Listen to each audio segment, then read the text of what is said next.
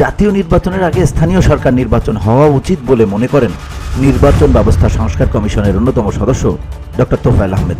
এর ফলে নবগঠিত নির্বাচন কমিশনের সক্ষমতা বাড়বে বলেও মনে করেন তিনি।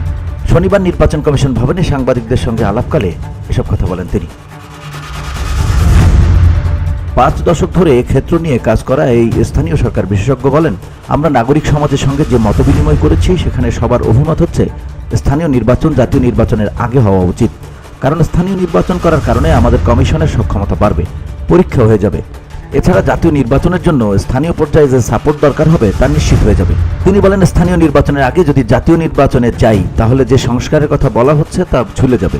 কারণ এখন আমাদের যে চিন্তা ভাবনা স্থানীয় নির্বাচন যেটা আছে সেটা কোনো সিস্টেম না, আলাদা আলাদা প্রতিষ্ঠান, আলাদা আলাদা আইন দ্বারা পরিচালিত হয়, কোনো কম্প্রিহেন্সিভ সিস্টেম নেই। এই সংস্কারের বড় কাজ হবে একটা সিস্টেম ডেভেলপ করে দেওয়া। এই সিস্টেম করার জন্য একটা মোক্ষম সময়, কেননা বেশিরভাগ স্থানীয় সরকার কিন্তু নেই, কেবল ইউপি আছে, কাজে ছবি আঁকার এটাই সময়।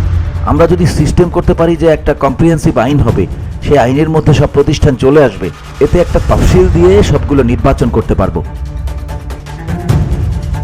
এ বিষয়ে ব্যাখ্যা করে তিনি বলেন, ভারতের পশ্চিমবঙ্গের মতো সফল স্থানীয় সরকার ব্যবস্থাও মেয়র ও চেয়ারম্যান সরাসরি নির্বাচিত হন না।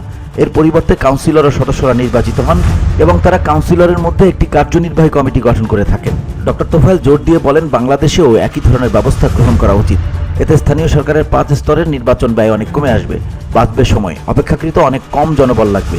তিনি আরও বলেন, হিসাব করে দেখেছি গত কমিশন যে স্থানীয় নির্বাচন করেছে এতে 23,000 কোটি টাকা ব্যয় হয়েছে, 19 থেকে 20 লাখ লোক লেগেছে, 225 দিনের মতো সময় লেগেছে।